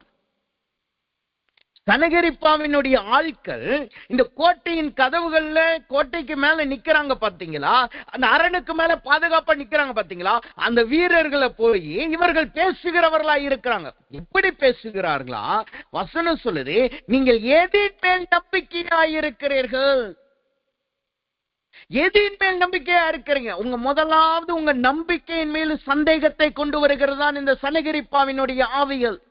முதலாவது நீங்கள் நம்பி இருக்கிற கர்த்தர் மீது ஒரு சந்தேகத்தை கொண்டு வரும். நீங்கள் வைத்திருக்கிற விசுவாசத்தின் மீது சந்தேகத்தை கொண்டு வரும். நீங்கள் வைத்திருக்கிற நம்பிக்கையின் மீது சந்தேகம். அந்த வசனம் சொல்லுவாங்க, எதின் மேல் நீங்கள் நம்பிக்கை இருக்கிறீர்கள். அதோட நிக்கல. அவங்க வசனம் சொல்லுது, இது நம்முடைய தேவனாகிய கர்த்தரை நம்மை அசீரியர் ராஜாவின் கைக்கு தப்புவிப்பார் என்று எசேக்கியா சொல்லி, நீங்கள் பசியினாலும் தாகத்தினாலும் சாகும்படி உங்களை போதிக்கிறான் அல்லவா. அந்த நம்பிக்கை எதன் மேல வைத்திருந்தோம்? நம்மளுடைய போதனை மேலதான், கர்த்தர் நமக்கு கற்றுக் கொடுத்த காரியத்தின் மேலதான். ஆனா அந்த நம்ம கற்றுக்கொண்ட காரியத்தை குறிச்சே சந்தேகம் வரும். கேட்பான், இது கர்த்தர் தான் உனக்கு சொன்னாரா? கர்த்தர் தான் உன்னை நடத்தினாரா? அல்லது கர்த்தர் தான் உன்னை பாதுகாத்துருவாரா என்று சொல்லி, இங்கே கர்த்தர் பாதுகாத்த ஏன் இப்படி பாளையம் இறங்குறோம், ஏன் அசிரியருக்கு வரணும் அப்படின்னு சொல்லி சந்தேகத்தை கொண்டு வருவான். அநேக நேரம் இந்த சந்தேகம் தான் நம்மளுடைய பட்டணங்கள் அழிந்து போக காரணம். அநேக நேரம் இந்த சந்தேகம் தான் நம்முடைய அரணான கோட்டைகள் உடைந்து போக காரணம். அவன் என்ன செய்யறான் பாருங்க, தங்கள் ஜனங்களை அனுப்பி அவர்களோடு பேசுகிறான். இதுல விசேஷம் என்ன தெரியுமா? வசனம் சொல்லுது, அவர்களுடைய பாஷையிலே அவன் பேசினான் என்று சொல்லுகிறது. அந்த 32வது வசனத்துல நீங்க பாத்தீங்கன்னா, அவன் ஊழியக்காரர்களை அனுப்பி அவர் ஜனங்கள் இடத்துல அனுப்பி அவர்கள் பாஷையிலே அவன் பேசினான். அவங்க எந்த பாஷையில பேசினா புரியுமோ அதே பாஷையில அவர்களோடு பேசினான். அப்ப அது எதை காட்டுது? அவங்களுக்கு ஏற்ற மாதிரியே அவன் மாறுகிறான். ஏவாளின் இடத்துல வந்தது இதுதான். வந்து என்ன சொல்லுச்சு? நீ சாகவே சாக மாட்டாய். ஏதாவது கத்த சொல்லி இருக்கிறாரா? ஏதாவது சாப்பிடக்கூடாதா சொல்லி இருக்கிறாரா? அதை நீ சாப்பிடுப்பா, நீ சாப்பிட்டா சாகவே சாக மாட்டாய். பாருங்க, ஒரு நம்பிக்கையின் மீது குழப்பம். இன்றைக்கு அநேக கள்ள தீர்க்கதரிசிகள், தேவனுக்கு பிரியமில்லாதவர்கள், கள்ள போதர்கள் இப்படிதான் இருப்பார்கள். எப்படி நாம் அடையாளம் கண்டு கொள்ளணும்? அவங்க சொல்லுவாங்க, அவங்க வந்து பேசுவாங்க, கர்த்தர் மீது நம்பிக்கையா இருக்கிறேன்னு சொல்றியே, உன் வாழ்க்கை இன்னைக்கு எப்படி இருக்கு? கர்த்தர் உன்னோடு இருந்தா ஏன் இந்த போராட்டம் வரணும்? கர்த்தர் உன்னோடு இருந்தால் இது உடனே நடந்திருக்கணும் அல்லவா என்று சொல்லி நம் வைத்திருக்கிற விசுவாசத்தையும் நம்பிக்கையும் அவர்கள் குலைக்க பார்ப்பார்கள். ஒன்றை நாம் மறந்து போக கூடாது. விசுவாசம் என்பது காணாதவைகளை குறித்த நிச்சயம். நாம் பார்க்கிறதை வைத்து நடக்கிற நிச்சயம் அல்ல. நாம் பார்த்து வைக்கிற நம்பிக்கை அல்ல. காணாதவைகளின் நிச்சயமே விசுவாசம். அப்ப நம்ம அதை கண்களால பார்க்க முடியாது, ஆனால் அது நடக்கும். அதுதான் விசுவாசம். இங்க சனகரிப்பா முதல்ல என்ன செய்கிறார்? அவர்கள் பாஷையிலே பேசி அவர்களுடைய நம்பிக்கையை குலைக்க பார்க்கிறான். 2வது வசனம் சொல்லுகிறது, அதே 32:12 சொல்லுகிறது பாருங்க. அவன் சொல்லுகிறான், அவருடைய மேடைகளையும் அவருடைய பலிபீடங்களையும் தள்ளிவிட்டவனும் ஒரே பலிபீடத்திற்கு முன்பாக பணிந்து அதன் மேல் தூபம் காட்டுங்கள் என்று யூதாவுக்கு எருசலேமுக்கும் சொன்னவனும் இந்த எசேக்கியா தான் அல்லவா? அவனுக்கும் அவன் ராஜாவுக்கும், அந்த ஜனங்களுக்கும் ராஜாவுக்கும், அந்த போர் வீரர்களுக்கும் ராஜாவுக்கும் சண்டை மூட்டி விடுகிறவனாய் இருக்கிறான். முதல்ல நம்பிக்கையை குலைக்கிறான். முதல்ல நம்பிக்கை அசைத்து பார்க்கிறான். 2வது என்ன செய்யறான்? அவர்களுக்கும் ராஜாவுக்கும் இருக்கிற ஐக்கியத்தை குலைக்க பார்க்கிறான். ஏனென்றால் ராஜாவினுடைய நம்பிக்கை என்ன தெரியுமா? ராஜா என்ன சொல்லுகிறான் பாருங்க, ஜனங்கள் இடத்துல சொல்றான், அவர்கள் இடத்துல இருக்கிற காட்டிலும் நம்மளிடத்தில் இருக்கிற தேவன் பெரியவர் என்று எசேக்கியா சொல்லுகிறான். அவன் சொல்றான் பாருங்க, 7வது வசனத்துல எசேக்கியா சொல்றான், நீங்கள் திடமனதாய் தைரியமாயிருங்கள், திடன் கொண்டு தைரியமாயிருங்கள். அவனோடு இருக்கிறது மாம்சத்தின் புயம், நம்மளோடு துணை நிற்கிறது யுத்தம், நம்மளோடு இருக்கிற தேவன் நம்மளோடு இருக்கிறார் என்று சொல்லுகிறான். அவ்வளோ வைராக்கியமா இருக்கிற எசேக்கியாவுக்கும் ராஜாவுக்கும் ஜனங்களுக்கும் இடையே குழப்பத்தை கொண்டு வருகிறான். நம்முடைய வாழ்க்கையில இந்த சனகரிப்பாவின் நுகங்கள் வந்துருச்சுன்னா, முதல்ல நம்முடைய நம்பிக்கையில நம்மளுக்கு சந்தேகம் வரும், விசுவாசத்துல சந்தேகம். 2வது என்ன நடக்கும்? அந்த சந்தேகம் வந்த உடனே நமக்கும் நம்முடைய ராஜாவாகிய தேவனுக்கும் பிளவுகளை உண்டு பண்ண பார்க்கும். நம்ம கர்த்தர்கிட்ட போய் முறையிட ஆரம்பிப்போம். எப்படி முறையிடுவோம்? ஆண்டவரே இதை செய்யுங்கன்னா முறையிட மாட்டோம். ஆண்டவரே நீர் ஜீவிக்கிறீரா, நீர் உண்மையாவே இருக்கிறீரா, நீ உண்மையா இருந்தா ஏன் எனக்கு இது நடக்கணும் அப்படின்னு சொல்லி கர்த்தரை நோக்கி முறுமுறுக்கிறவர்களாய் காணப்படுவோம். கர்த்தர்கிடத்துல சண்டையிடுகிறவர்களாய் காணப்படுவோம். கர்த்தருக்கு எதிர்த்து நிற்கிறவர்களாய் மாறுவோம். அதைத்தான் இங்க சனகரிப்பா செய்யறான். எசேக்கியா தானே உங்களுக்கு அப்படி சொன்னா, எசேக்கியா தானே அப்படி சொன்னா, அப்ப அவனை ஏன் நீங்க நம்புறீங்க சொல்லுவான். சில நேரம் சொல்லுவான், கர்த்தர் தானே உன்னை நடத்தினாரு சொல்லி இங்க கொண்டு வந்தாரு, கர்த்தர் தானே உனக்கு இந்த வேலையை கொடுத்தாருன்னு சொன்னல, கர்த்தர் தானே உன்னை இந்த சபையில சேர்த்தாருன்னு சொன்னல, கர்த்தர் தான் உனக்கு இந்த ஊழியத்தை கொடுத்தாருன்னு சொன்னல, ஏன் இன்னைக்கு இவ்வளவு பெரிய போராட்டம்? ஏன் உன் சபையை உனக்கு எதிராக நிற்கிறது? ஏன் உன்னுடைய ஊழியக்காரர் உனக்கு விரோதமாய் பேசுகிறார்? ஏன் உன் வேலையில இவ்வளவு பிரச்சனை? அங்க இருக்கிற பிரச்சனை ஒரு சாதாரண பிரச்சனை தான், அது கொஞ்சம் பேச முடிஞ்சு போயிடும். ஆனா மற்ற ஆவிகள் உள்ள வந்து என்ன சொல்லணும்னா, இது கர்த்தருடைய சித்தம் இல்லை, அவன் உன்னை வஞ்சித்து போடுகிறான் என்று சொல்லுவார். மூன்றாவதை சனகரிப்பாவின் நுகங்கள் என்ன செய்து பாருங்க, 17வது வசனம் சொல்லுகிறது, தேசங்களுடைய ஜாதிகளை தேவர் தங்கள் ஜனங்களை கைக்கு தப்புவிக்காது இருந்தது போல தேவன் உங்களை தப்புவிக்க மாட்டார். அவங்க வசனம் சொல்லுது, தேவன் மற்ற ஜாதிகளின் ஜனங்களை தேவன் தப்புவிக்கல, அதே போல உங்களையும் தப்புவிக்க மாட்டார். என்னன்னா, மூன்றாவதாக உங்க நம்பிக்கையை கர்த்தருக்கு விரோதமாய் மாற்றுகிறார். முதல்ல வந்தது கர்த்தர் நம்பிக்கையின் மீது சந்தேகம் தான். இப்ப என்னன்னா, கர்த்தர் என்னை விடுவிக்க மாட்டார் என்று ஓடுகிற அனுபவம். நான்காவதாய், நேரம் இல்லாதவன் குறிப்பை மாத்திரம் சொல்லி சொல்லுகிறேன். நான்காவதாய் வசனம் சொல்லுது, 18வது வசனம் சொல்லுகிறது, அவர்கள் அலங்கத்தின் மேல் இருக்கிற எருசலேமின் ஜனங்களை பயப்படுத்தி கலங்க பண்ணி தங்கள் நகரத்தை பிடிக்கும்படி அவர்களை பார்த்து யூத பாஷையிலே மகா சத்தமிட்டு கூப்பிட்டு, வசனம் சொல்லுங்க, யூத பாஷையிலே மகா, எதனால? அவர்களை கலங்க பண்ணும்படியாகவும் பயப்பட பண்ணும்படியாகவும். உங்களுக்கு ஏத்த மாதிரியே, நமக்கு ஏத்த மாதிரியே அந்த சத்துரு பேசும். இந்த நுகம் வந்துட்டா இதுதான் அந்த விசேஷம்.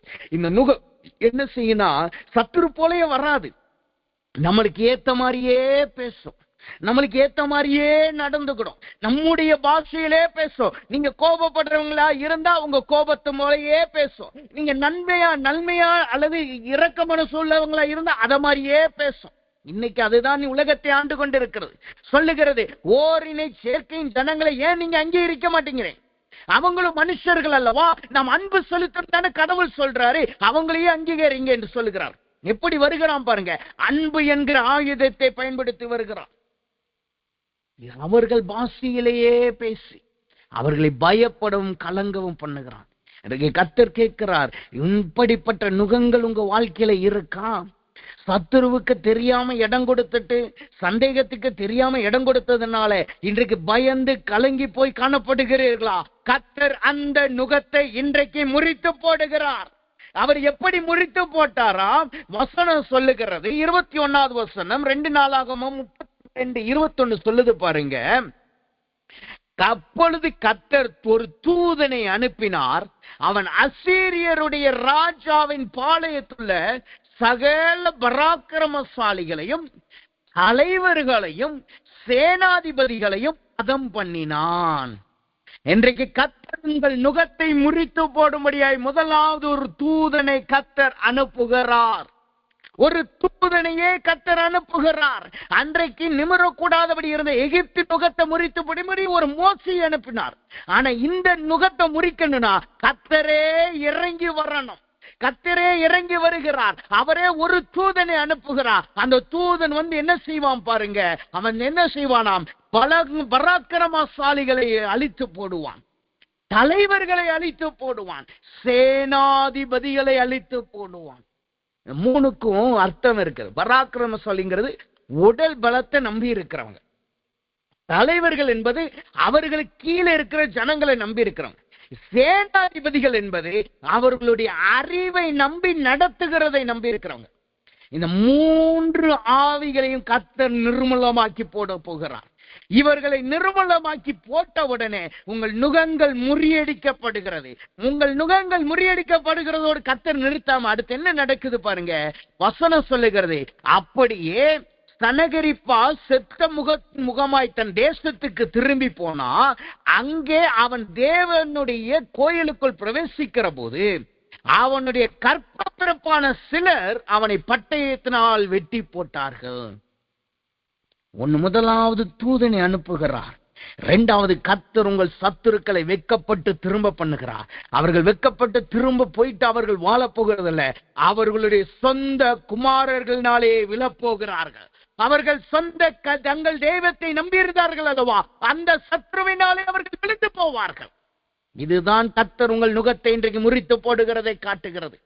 ஆனா இதுலயும் கர்த்தர் ஒரு காரியத்தை வைத்திருக்கிறார். இன்றைக்கு இந்த நுகம் முறிக்கப்படணும், சனகரிப்பா கொல்லப்படணும், அவர்களுடைய பராக்கிரமசாலிகள் சேனைகள் தலைவர்கள் கொல்லப்படணும்னா நாம் என்ன செய்ய வேண்டுமாம்? வசனம் சொல்லுகிறது, 20வது வசனம், இது நிமித்தம் ராஜாவாகிய எசேக்கியாவும் ஆமோத்சின் குமாரனாகிய ஏசாயா தீர்க்கதரிசியும் பிரார்த்தித்து வானத்தை நோக்கி அபயமிட்டார்கள். நாம் அபயமிடுகிறவர்களா இருக்கணும். யாரை பார்த்து? மற்றவங்கிட்ட போய் புலம்புகிறவர்களா இருக்கக்கூடாது. கர்த்தரை நோக்கி அபயமிடுகிறவர்களா இருக்கணும். கர்த்தரை நோக்கி பிரார்த்தனை பண்ணுகிறவர்களாய் காணப்படணும். வசனம் சொல்லுங்க, கர்த்தரை நோக்கி தீர்க்கதரிசியும் பிரார்த்தித்து வானத்தை நோக்கி அபயமிட்டார். நம்முடைய முறையீடு கர்த்தர் இடத்துல இருக்கணும். இன்னைக்கு உங்க வாழ்க்கையில ஏதாவது சந்தேகத்தின் ஆவின் இருக்கா? உங்கள் அரண்கள் நிர்மூலமாக்கப்பட்டிருக்கா? அரண்கள் நிர்மூலமாக்கப்பட்டபடினால் தொடர்ந்து தோத்துக்கிட்டே இருக்கிறீங்களா? உங்கள் பட்டணம், உங்கள் ஆசீர்வாதம், உங்க குடும்பம் உடைஞ்சுகிட்டே இருக்கிறதா? உங்கள் ஊழியம் உடைந்து கொண்டே இருக்கிறதா? ஒரு வளர்ச்சி இல்லாத நிலைமையில் இருக்கா? காரணம் அரண்கள் உழிந்து போனது. இன்றைக்கு கர்த்தர் சொல்லுகிறார், அந்த அரண்களை தேவன் திரும்ப எழுப்பி கட்ட போகிறார். அதுக்கு முதலாவது உங்களுக்கு விரோதமாக எழுப்பின சரகரிப்பாவின் ஆவிகளை நிர்மூலமாக்குகிறார். அசிரியாவின் நுகங்களை முறித்து போடுகிறார். அவர்களுக்கு ஒரு தூதனை அனுப்பி நிர்மூலமாக்குகிறார். இப்ப நாம் கண்களை மூட போகிறோம். கர்த்தர்ட்ட சொல்ல போறீங்க, ஆண்டவரே எனக்கு விரோதமா எழும்பின அசீரியா ராஜாக்களை நிர்மூலமாக்குங்கன்னு சொல்லுங்க. அசீரியா நினைச்சான், நான் படையோட வந்திருக்கிறேன், என்னிடத்துல சேனாதிபதிகள் இருக்கிறாங்க, தலைவர்கள் இருக்காங்க, பராக்கிரமசாலி இருக்காங்க. ஆனா கர்த்தர் நிறைய பேர்லாம் அனுப்பல, ஒரே ஒரு தூதன் தான் அனுப்புனான். ஒரு தூதன் வந்தான், எல்லாத்தையும் கொன்று போட்டான். அவன் வெட்கத்தோடு திரும்பி போனான். வசனம் சொல்லு, முகத்தோடு திரும்பி போனான்.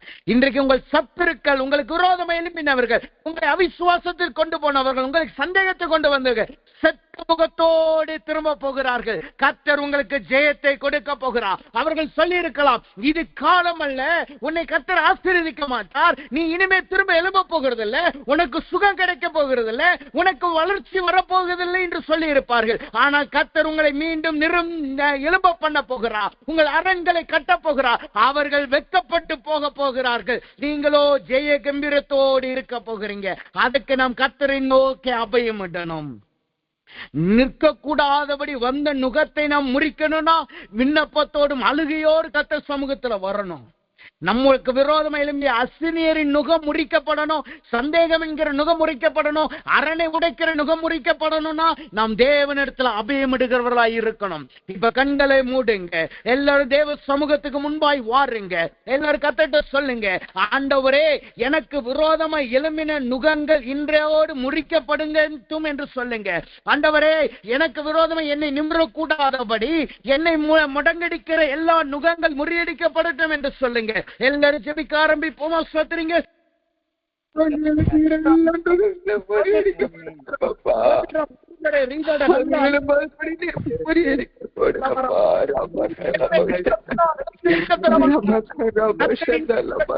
எனக்குள்ள இருக்கிற எல்லா நுகங்களையும் கேட்டே போடு.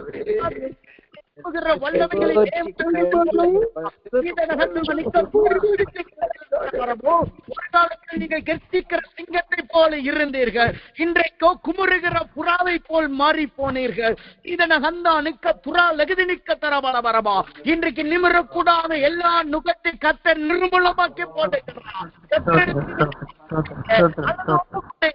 ஆண்டவர் என் வாழ்க்கையில் இருக்கிற ரகசிய அக்கிரமங்களை மன்னிங்க என்று சொல்லுங்க. என் பிதாக்களினால் வந்த அக்கிரமங்களை மன்னிங்க என்று சொல்லுங்க. என் பஞ்சத்தை மாற்றுங்க ஆண்டவர் என்று ஒப்புக்கொடுங்க.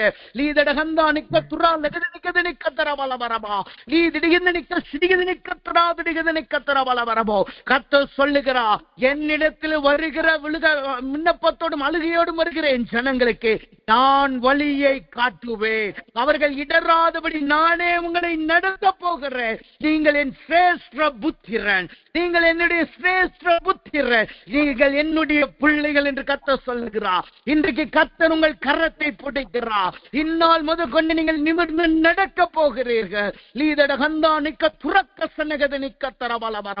இரண்டாவதாய் நாம் பார்த்தோம் அசீரியரின் நுகம். அசீரியரின் நுகம் கர்த்தர் ஒப்புக்கொடுங்க. எதையாவது குறித்து நீங்க சந்தேகப்பட்டிருக்கீங்களா? எதையாவது குறித்து நீங்கள் கர்த்தரிடத்துல சண்டையிடுகிறவர்களாக இருந்திருக்கிறீங்களா? ஆண்டவரே ஏன் எனக்கு இன்னும் நடக்கல, ஏன் எனக்கு இது நடக்கல, என் அரண்கள் முறிந்து போனதே என்று சொல்லி புலம்புகிறீர்களா? கர்த்தர் சொல்லுகிறார், நான் சொன்னதை நிறைவேற்றுகிற தேவன், நான் மனமான புத்திரன் அல்ல, நான் உங்கள் நுகங்களை இன்றைக்கு முடித்து போடுகிறேன். சனகரிப்பாவின் ஆவிகள் வந்ததுனாலதான் உங்க விசுவாசம் குறைஞ்சது. இன்னைக்கு உங்கள் விசுவாசத்தை திரும்ப பெற்றுக் கொள்ளுங்க. விசுவாசத்தை கட்டுங்கள். லீதனகந்தா நிக்க துரா லகுதி நிக்க சினிகிதி நிக்க தரபால வரமா நீதி விரிவிக்க சினிகிதி நிக்க தரபால வரமோ. எல்லா சனிகரிப்பின் யுத்தங்கள் முறியடிக்கப்படுகிறது, அரண்கள் காக்கப்படுகிறது. எதனால் என்ன நடக்கிறது? கர்த்தர் உங்களுக்காக யுத்தம் பண்ண ஆரம்பிக்கிறார். நீங்கள் யுத்தம் பண்ணுகிறது அல்ல. உங்கள் சந்தேகத்துக்கு விரோதமாய், உங்கள் அவிசுவாசத்துக்கு விரோதமாய் கர்த்தரே யுத்தம் பண்ணுகிறார். உங்களுக்கு ஒரு தூதனை அனுப்புகிறார். அவரை பெற்றுக் கொள்ளுங்கள். உங்களுக்கு விரோதமாக எழும்பின எல்லா சந்தேகங்கள், எல்லா சத்துருவின் ஆவிகள் வெட்கத்தோடு திரும்ப போகிறார்கள். உங்களுக்கு விரோதமாய் பேசின மனிதர்கள் வெட்கத்தோடு திரும்ப போகிறார்கள். நீங்களோ நிலைத்து நிற்க போகிறீர்கள். அந்த அரணான பட்டணத்தை போல் நிலைத்து நிற்க போகிறீர்கள். ஸ்தோத்திரம் ஆண்டவரே, ஸ்தோத்திரம் ஆண்டவரே, ஸ்தோத்திரம், ஸ்தோத்திரம், ஸ்தோத்திரம். நாம் ஜெபிப்போம். அன்பின் பரலோக பிதாவே, துதிக்கிறோம், ஸ்தோத்திரிக்கிறோம். இந்த நாளிலும் தேவனுடைய கிருபையும் தயவும் எங்களோடு கூர்ந்ததற்காக நன்றி செலுத்துகிறோம். ஆண்டவரே, நீர் தம்முடைய கிருபையினாலும் தம்முடைய இரக்கத்தினாலும் எங்களை நடத்தி இந்த மாதத்திலே கர்த்தர் கொடுத்த எரேமியா 30:8 வாசிக்கவும் அதை இன்னும் ஆழமாய் தியானிக்க கர்த்தர் பாராட்டின கிருபைக்காய் ஸ்தோத்திரம். சகல நுகங்களை முறித்து போடுவேன் என்று சொல்லி இன்றைக்கு 2 நுகங்களை கர்த்தர் முறித்து போட்டதுக்காய் நன்றி ஆண்டவரே. முதலாவது, நாங்கள் நிமிர்ந்து நிற்க கூடாதபடி, பால சிங்கத்தை போல் கெச்சிக்க கூடாதபடி, கெம்பீர சத்தம் வரக்கூடாதபடி எங்கள் வாழ்க்கையில இருந்த எல்லா நுகங்களை நீர் முறித்து போட்டு காய் ஸ்தோத்திரம் ஆண்டவரே. எங்களை நிமிர்ந்து நிற்க பண்ணுகிறக்காய் ஸ்தோத்திரம். உங்களுடைய பிள்ளைகள் நிமிர்ந்து நடப்பார்களாக. எல்லா குன்றி போன அனுபவங்கள் நின்றோடு மாற்றுவதாக. இன்றைக்கே நிமிருகிற அனுபவம் வரட்டும். இவர்களுக்கு விரோதமாக எழும்பின எல்லா வல்லமைகள் நிர்மூலமாக்கப்படட்டும். அக்கரங்கள் மன்னிக்கப்படட்டும். தீமைகள் நிர்மூலமாக்கப்படட்டும். உம்முடைய பிள்ளைகளை நீரே நடத்துவீராக. உம்முடைய பிள்ளைகளை நீர் மூத்த பிள்ளைகளாய் அங்கீகரிப்பீராக. ஆண்டவரே, உம்முடைய குமாரர்களாய் குமாரத்திகளாய் நீர் நடத்தி செம்மையான வழியிலே கொண்டு போய் இடராமல் தண்ணீர் அண்டையிலே நீர் கொண்டு போவீராக. ஆண்டவரே, 2வதாய் நீர் சொன்ன வார்த்தையின்படி சனகரிப்பா என்கிற அசிரிய நுகத்தை கர்த்தர் முறித்து போட்டதுக்காய் ஸ்தோத்திரம். ஆண்டவரே, நாங்கள் அவிசுவாசப்பட்டது தவறுதான். நாங்கள் சனகரிப்பாவின் வார்த்தையை நம்பினது தவறுதான். ஆனால் இன்றைக்கு கர்த்தர் அந்த விசுவாசத்தை மீண்டும் புதுப்பிப்பீராக. விசுவாசத்தை தொடங்குகிறோம் முடிக்கிறோமாய் கிறிஸ்துவே, உம்முடைய விசுவாசம் நம்முடைய பிள்ளைகளுக்குள்ளாய் நிலைத்திருக்கட்டும். இவர்கள் அரண்கள் காக்கப்படட்டும். உடைந்து போன அரண்கள் எழுப்பி கட்டப்படட்டும். இவர்களுக்கு விரோதமாய் எழும்பின சத்துருக்கள், இவர்களுக்கு விரோதமாய் பேசின சத்துருக்கள், இவர்களை இழிவாய் பேசின சத்துருக்கள், உங்கள் தேவன் உங்களை காப்பாற்ற மாட்டார் என்று சொன்ன சத்துருக்கள் இன்றைக்கு வெட்கப்பட்டு போனதுக்காய் ஸ்தோத்திரம் ஆண்டவரே. அவைகள் மீண்டும் திரும்பாதபடி போன இடத்திலே அழிந்து போனதுக்காய் ஸ்தோத்திரம். உங்களுடைய பிள்ளைகள் அரணான பட்டணமாய் மாறுவார்களாக. இவர்கள் ஜீவியம் அரணான பட்டணமாய் மாறுவதாக. கர்த்தருக்காய் நிலைத்து நிற்கிறவர்களாய் நீர் மாற்றுவீராக. அப்படி நீ செய்யக்காய் நன்றி செலுத்துகிறோம். எல்லா துதி கன மகிமை நமக்கு செலுத்துகிறோம். இயேசுவின் நாமத்தில் ஜெபிக்கிறோம் நல்ல பிதாவே. ஆமேன், ஆமேன்.